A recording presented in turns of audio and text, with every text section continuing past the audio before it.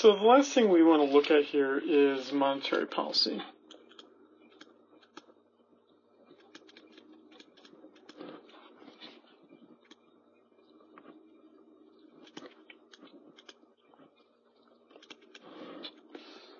Monetary policy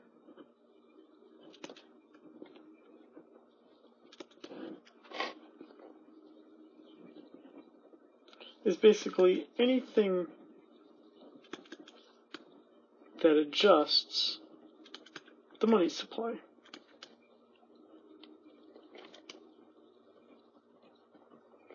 Now let's just talk a little bit about why is it so important to be able to adjust the money supply. Let's just draw a simple graph here where we have quantity of money and the interest rate. So interest rate, that would be the money you pay to borrow money or to save money.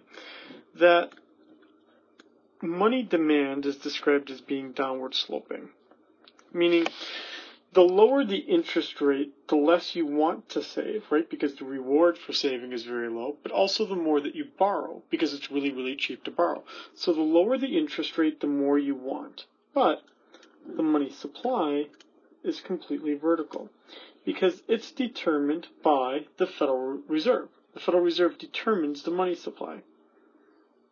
So, what if I have what's called contractionary monetary policy?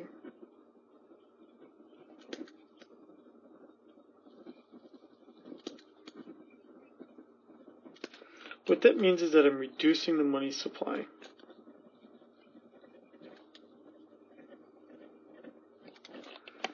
And what that means is that, so I'm going to call it M subscript S, so it's shifting to the left. And here's my money demand. I'm going to describe it as M subscript D. You'll see here that what it means is that the interest rate's going to go up.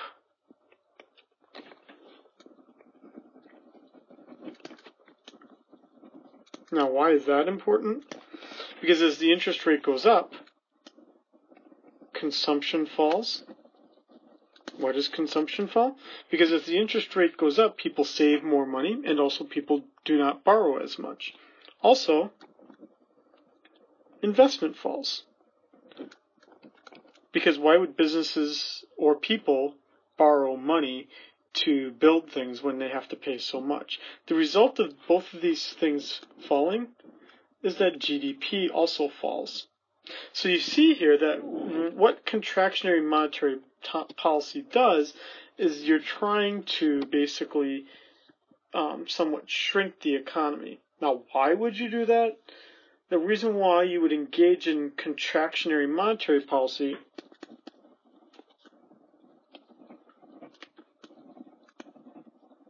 you would do this if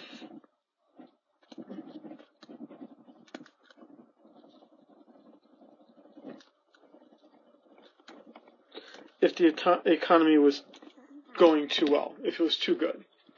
And so what you would want to do is basically cool down the economy with this contractionary monetary policy. Now, what about expansionary monetary policy?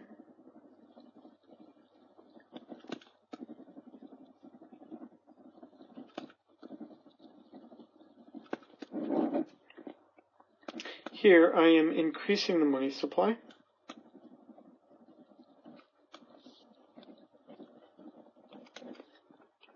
And again, the way that that would look is a now rightward shift of the money supply. Here's my money demand. And you can see that the interest rate is falling.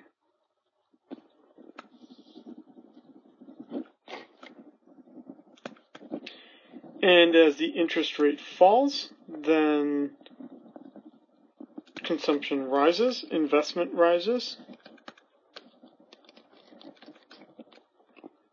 which basically means that GDP rises. And you would do this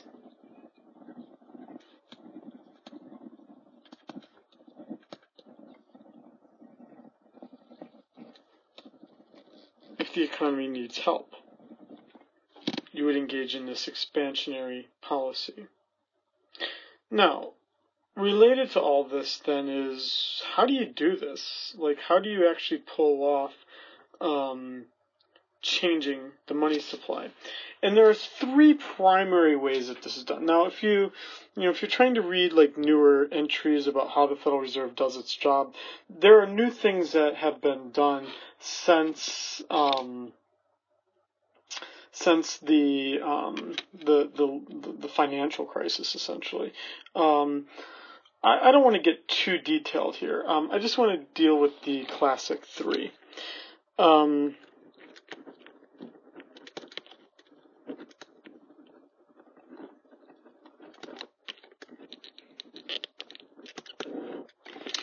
that would be, the first would be open market operations.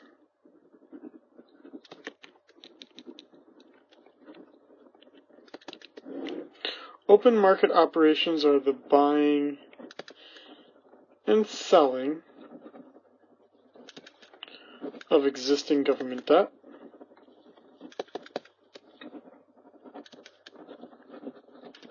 There are the reserve requirements.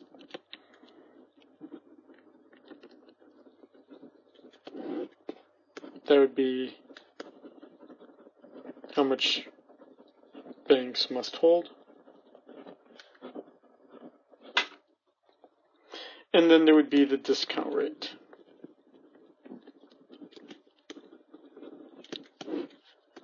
And that would be the interest rate banks pay to borrow from the Federal Reserve. So let's talk about each of these. Each of these three things, what I will argue here, is that each of these three things change the money supply. So let's start first with open market operations. Open market operations are the things used the most. And where this is done is the Open Market Committee, the Federal Open Market Committee, the FOMC, the Federal Reserve Open Market Committee. They decide how things are going to change. And what happens here is that if they buy debt, we're going to say that increases the money supply. Now, how does it do that? Because the Federal Reserve, by buying existing debt, let's say that I hold U.S. government debt, what that does is they pay for it with newly created money. And that, in turn, then increases the money supply because they're printing new cash. If they sell debt that they already have, which is actually what they're doing right now. So I'm making this, I'm already going to date myself here, I'm making this in December of 2017. Right now, the Federal Reserve is getting rid of debt that they hold, and what they're doing, by doing that, they are decreasing the money supply because, right, they're going to get paid for the debt they're selling to others, and they're going to get that cash from others, and they're going to rip it up, basically, and that would, in essence, serve to decrease the money supply. For reserve requirements, this is not used that often, but if, in this case, they lower the reserve requirements,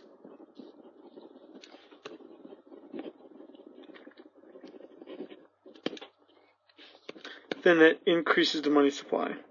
Why? Because then banks can basically lend out more money. The simple deposit multiplier will become larger, right? Because the simple deposit multiplier is 1 over the required reserve ratio.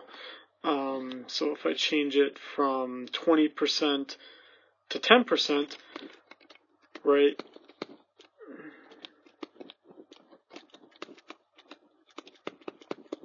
you can see how my multiplier becomes larger. A higher reserve requirement, that decreases the money supply.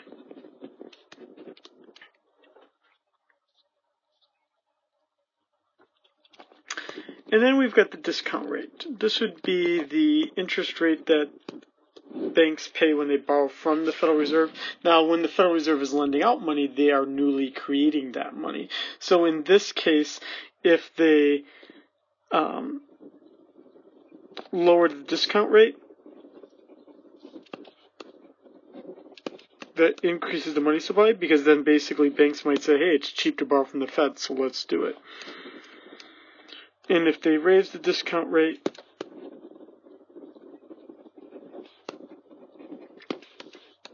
that tends to decrease the money supply. Now, the problem with all of this, some of the limits here are that, banks don't always, for instance, just hold the minimum amount of reserves. So that would mean that this isn't that effective. Plus, banks don't like it when you all of a sudden change how much or how little they can lend out. And also, people might not be reactive to what the Federal Reserve is doing in terms of buying or selling debt. And that tends to happen when there are asset bubbles, like the housing crisis that existed.